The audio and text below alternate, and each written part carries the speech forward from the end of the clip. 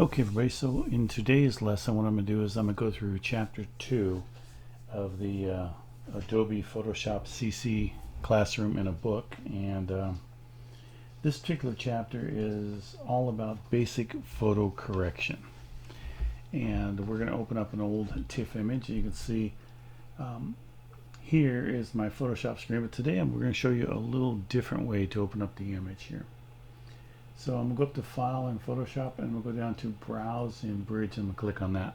Now Bridge comes with all of the Adobe programs, and Bridge is sort of a visual filing location system there that allows you to see the images. It has thumbnails. You can see that we can see all of these images in here as thumbnails. Now we have a favorites folder here, and what I'm going to do is that first I'm going to locate where my lessons are. Now in my case I do have it on the desktop, which is where it opened, and I'm going to double click on the lessons. Here are all of my lessons, and I want to go ahead and add those to my favorites. So I'm going to click on the file up here in Adobe Bridge and make sure it says Adobe Bridge at the top here. Underneath File, I'm going to go down to Add to Favorites, and now you can see that my lessons are in my favorites. So if this would open up on anything else, all I got to do is click on the lessons now and it will always bring them up. It's a quick way to find your folders. And I'm going to double click on the folder here, and I have an end PSD and a start TIFF here. And we want to open up both those. So we're going to click on the PSD and I'm going to hold down Shift and click on the start. And now I'm just going to press Enter or Return, and that's going to open up both of them in Photoshop, and you see it's done that. So I have my start TIFF and I have my end PSD here, and this shows you what the end image is going to look like. Now when we started out, we had an image here that is crooked number 1. It has some scratch line going all the way down here that we've got to repair. We have a person in this picture we sort of want to remove, and you can see all of that represented in this image, and this image is also color corrected. We don't have that old yellowish cast that you get from vintage photos when you scan them in. So the first thing we're going to want to do is, we're on our start TIFF, is we want to save this as a file that we can know that is ours that we're working on. So we don't want to do the work on the original file and then save that, because then it's going to be the start file. You can't get that back, can't go back to it. So we want to save it as a different name. So I'm going to go down to Save As and click on that, and I'm going to save it in lesson 2. I mean, it's already there, and that's fine for me, my computer. So I'm just going to save it in lesson 2, and I want to name it chapter 2 working TIFF, and that way I know it's mine. I'm going to keep it as a TIFF. That's what the original is, and I'm going to leave all of these TIFF options the way that they are, and click on that. And so now you see that it changed up here in the tab. It changed to working TIFF here, chapter 2 working TIFF. So the book talks a little bit about resolution and resolution and size for different uses for the web and for printing. And if you want to see more about that, just go ahead and click on the upper right there, and you see I have a video on resolution that you can watch about that.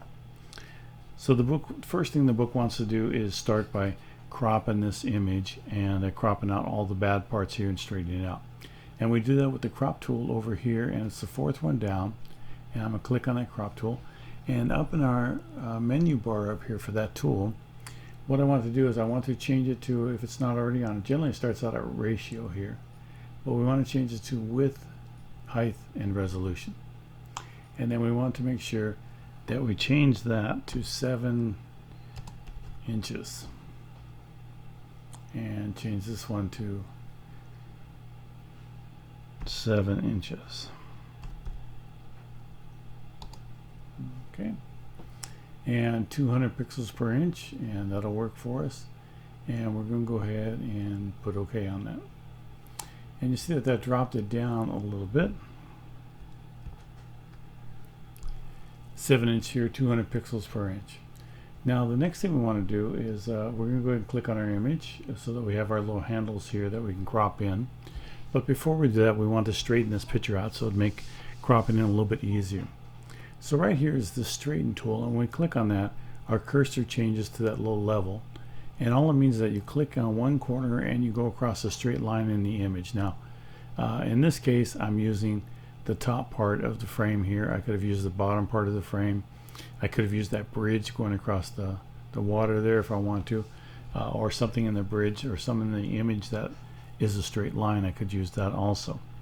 So once I have the image straightened out, I'm going to grab my corners here. Notice that my cursor changes from this arrow into a double arrow, and I'm going to bring that down into that corner, and I'm going to come down here to this corner, and I'm going to drag that on up into the other corner here. And what I want to do is I want to make sure that this square is all inside the image, and inside the image you see that my cursor changes from the outside here. It changes to an arrow, and what that means is that when I left click and hold, I can drag the image so that it fits inside that square. Once I have it all fit inside the square, I can either press on this check mark or press enter return button. It will do the same thing, and it's going to crop that image down to where we want it. Alright, so if we want to see the document dimension here, we have document size right now down at the bottom, but if we go up here and click on document dimension, you see that's 7 inches. Oops, sorry about that.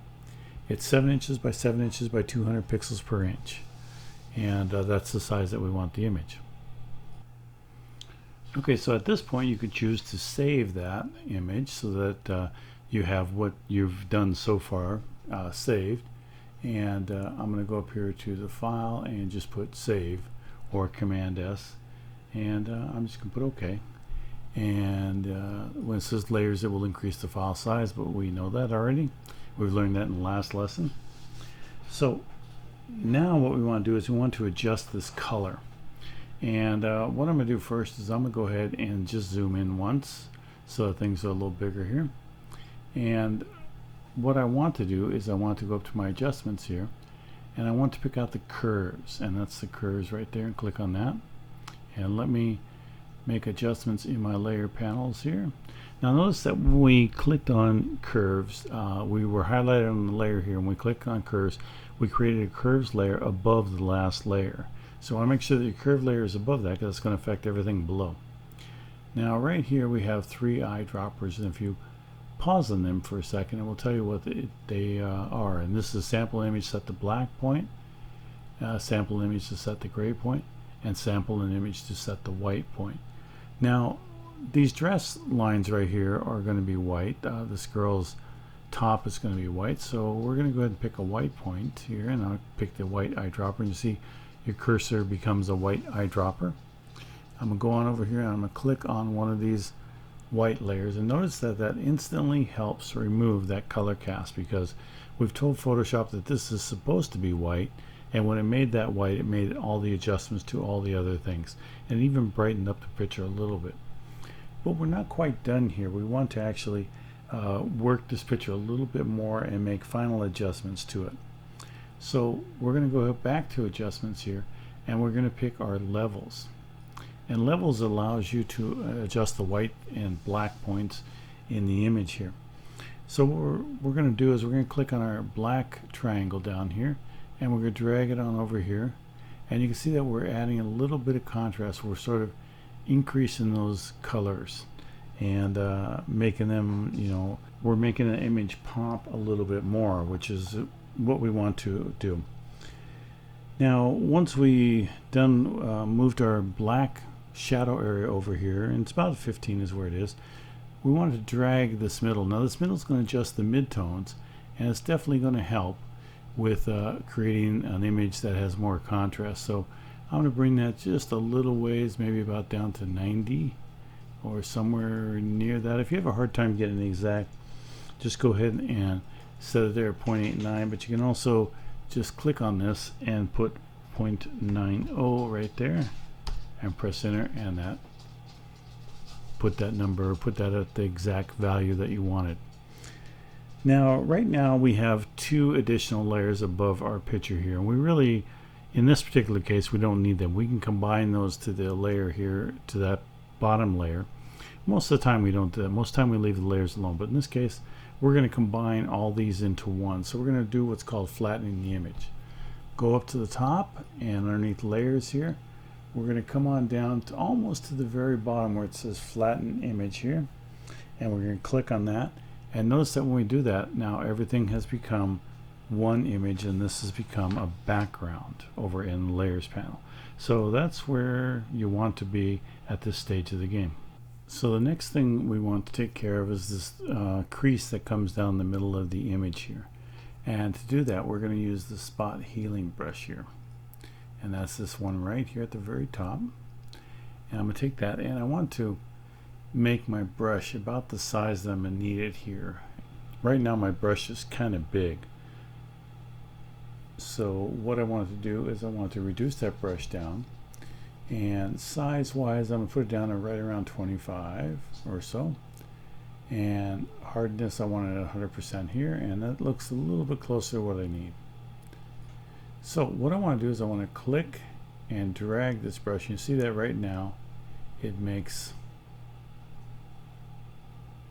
a dark area. When I let go of it, you see all of a sudden that has healed that area and even repaired this bridge. Now if we zoom in, we'll see a little bit of difficulty on that bridge, which we'd have to repair later, but right now that looks pretty good. If your bridge is way off, what you can do is you can press Command Z, undo that, and do this in sections. So sometimes that works a little better only because you're hitting a section that is all the same color. And see, now the bridge may look a little better after we get done there. And it does. And I'm going to continue on down.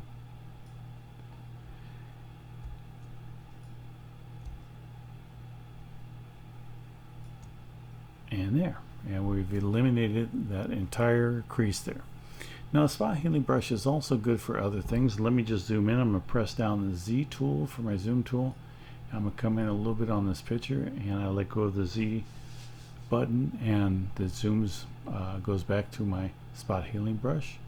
And you can see that these different little places where there's some spots here, if I just touch on them, I can sort of get rid of them. So I can actually go through and clean up this image quite a bit.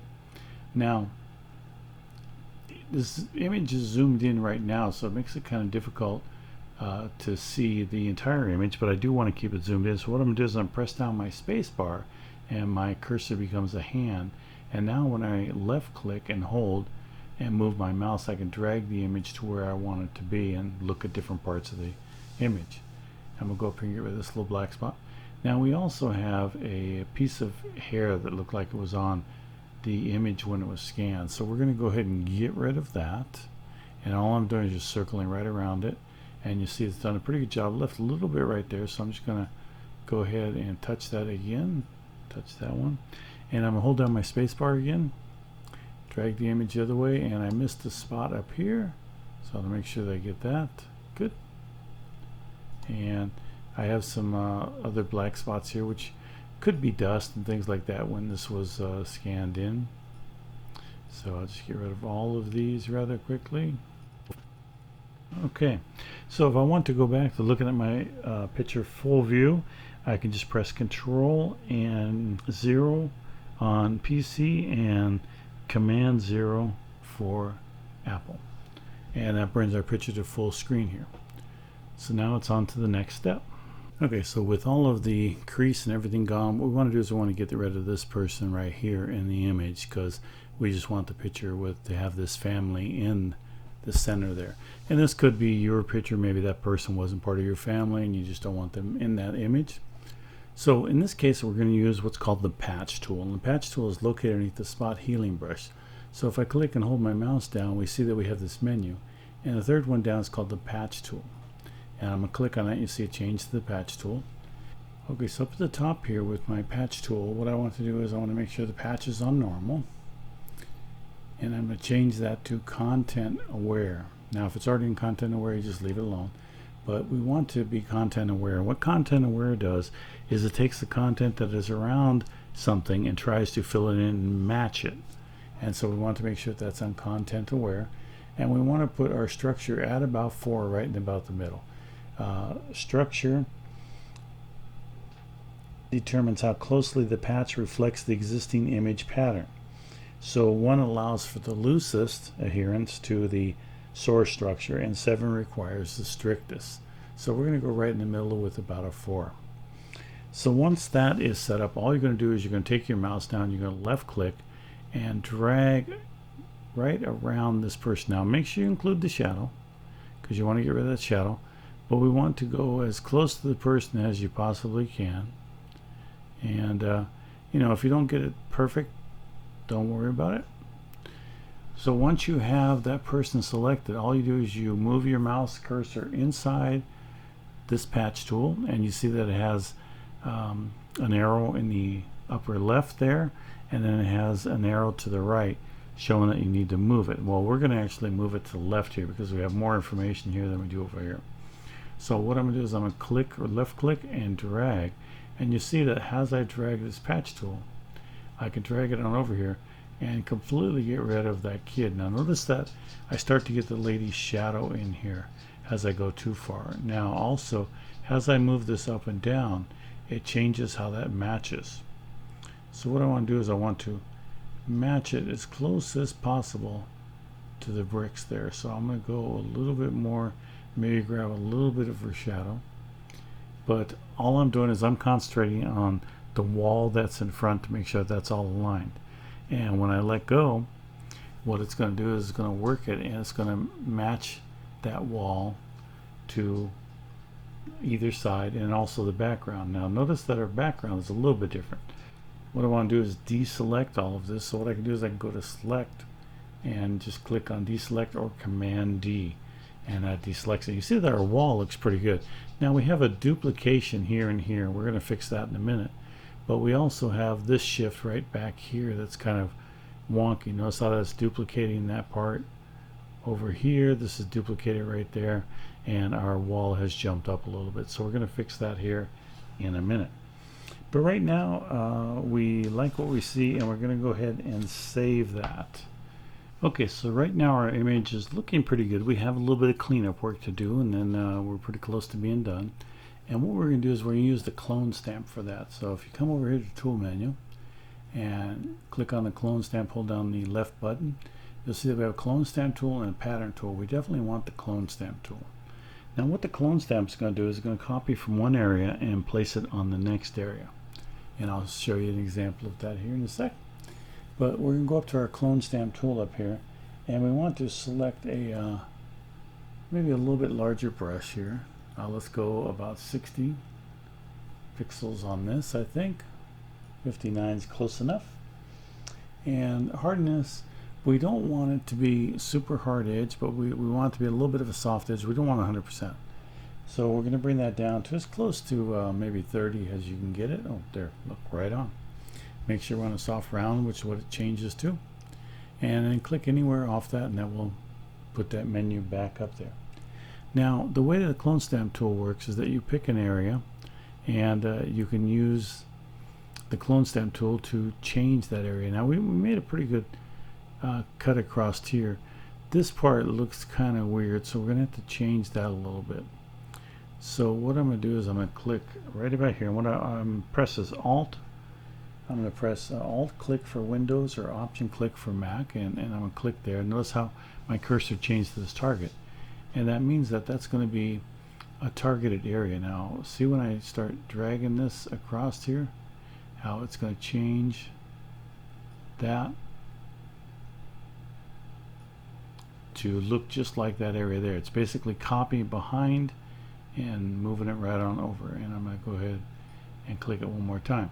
Now I've messed up this wall a little bit, so what I want to do is I'm going to make my brush a little bit smaller. This time I'm going to use the bracket keys there next to the P. The left one makes the brush smaller, and the right one makes it a little bit larger, because I want to square up this wall a little bit. So right here I'm going to press down the Alt or Option key and click to select that, and I'm just going to drag as close to the straight line as I can and get my wall, and notice how the wall duplicates exactly that dark area. And sometimes what you want to do is you want to click on Alt and maybe just change it up just a little bit. Let me undo that because I was a little high, and click there and just change it up so that it's not all the same. And we remember I said that we had double handles here, So what we want to do is I'm going to go ahead and press Alt or Option there, click, and get rid of that handle right there. And I want to get rid of this area right here. And notice that when I click, you see that little cross, and that's where that's selecting from. So the wall looks pretty good. This all looks pretty good. The building looks kind of weird here. What I'd like to do is I'd like to duplicate these windows across. Now these are the same windows that are over here. So I'm actually going to press Alt and Option and click right about here. And I'm going to drag my windows right across there and then move down a little bit. And again, the preview is nice because you can see what you have there. And I've created those windows right across there. Now I want to fix this part right here. And again, I think what I would want to do is I'm going to go ahead and select from this area right here, I think. And see how that looks if I line that up. Nope, that's not going to match up, so I'm going to have to go a little bit further over, click Alt Option and click up this upper part and drag that right below those windows. And there, that looks pretty close to what we need. Okay, so the one glowing thing that we have is this part right here. This doesn't look good at all. So I think I want to continue these little walls here. So I'm going to go ahead and press Alt Option and click again, and then come on over here and line it up as best I can. And I'm just single clicking this time just so I can line them up. And that looks pretty good there. You know, maybe not the best, but I think that looks good enough. And let's see, I'm just going to drag across here and see how that looks. And again, this is something that you can sit here and play with for quite a while. Make the adjustments and just do all the cleanup that you want to do. But right now, that looks pretty good to me, and I'm happy with that. And I'm going to go ahead and leave it there, and nothing duplicates that doesn't look out of the ordinary. So I'm going to save my work right here. Okay, so the last step we're going to want to do is sharpen this image. And one of the best tools for that is generally, and there are many ways to sharpen, there are many tools to use to sharpen in Photoshop.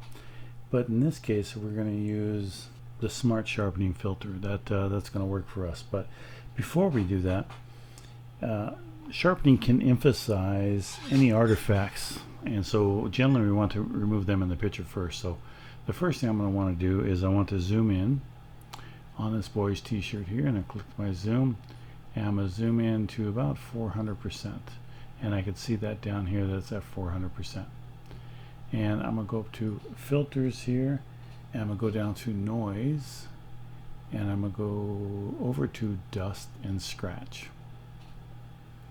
And dust and scratch, as you can see, this is kind of crazy right now, but what we're going to do is we're going to make the adjustments here so that we want the radius to be about 1. And let's go almost there, 1, there we are. And threshold we want to leave at 0, and we're going to click OK. And then once we do that, it removes any artifacts that are in there. So dust and scratches sort of takes care of that for us. Okay, so just a little bit of information about that dust and scratch filter. The radius here, when you have the radius and the threshold, now the threshold determines how dissimilar pixels should be before they are eliminated. So that just looks at pixels next to each other and says, oh, this one's dissimilar, I'm going to get rid of that, and that's our artifacts. The radius value determines the size of the area that will search for dissimilar things. So when we reduce it down to 1 pixel, the radius down to 1 pixel and the threshold at 0, basically it's just looking 1 pixel over and eliminating those small little artifacts that are in a picture, especially an older picture or a scanned in image. So the next thing we want to do is we want to sharpen our image. So we're going to go back up to filters again and go down to sharpen, and we're going to pick Smart Sharpen. And here it has a sample window here. So this preview is always worth having, so make sure that the preview is on there. and that way you can see that, and you can actually drag the inside of the window to look at the preview. So we'll just drag it by the boy's head here, and we also zoomed in so we can see that too. And when I say drag, what I'm doing is left clicking on the mouse to drag this around to get the part that I want to see. And you want to make sure that if it's not already there, you want to make sure that the lens blur is on in this particular one. So you want to make sure the lens blur is on this particular. The lens blur, you have a different settings here. You have Gaussian blur, motion blur, and lens blur. Now this particular picture is lens blur. We want to make sure that that's on. If we had motion in the picture, we want to have motion blur on, but we're trying to eliminate the lens blur that might be in this image. So to sharpen the image, we want the amount now. Right now it's at 188%, and it's sort of a little bit too sharp, so we want to bring that down to right around, I think, 60 or so percent. Generally, you don't want to use too much sharpening. Now, this, oh, they almost had it. There it is, right at about 60%. And again, our radius, that's how much it's going to lose, look away from the sharpened edge there, and it's looking for sharp edges to sharpen. And I want to change that down to, I think, 1.5. That's generally a good. These are generally good starting numbers for this. Now the radius value again determines the number of pixels surrounding the edge pixels that affect the sharpening.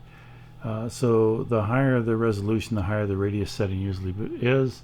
We only have 200 pixels per inch, so we don't want that high. So about 1.5 is just about perfect on this image. So I'm zoomed in pretty good here, and this looks fairly good right there, so I'm going to click OK. Now you're not going to get a scanned image 100% perfect, but this is pretty darn close. So again, the sharpening is generally the final thing that you do on almost all images that you work on. Right now we can go ahead and save this image because it's our final image, and I'm going to go ahead and save that. And let me just zoom back out to the image, and you can see that when we click on this one over here and we click on ours, that we're pretty close to the same. And let me just put 0 there so you can see them compared side by side, the same size. And I think mine ended up a little bit darker, but other than that, that's about the only difference. Turned out nice.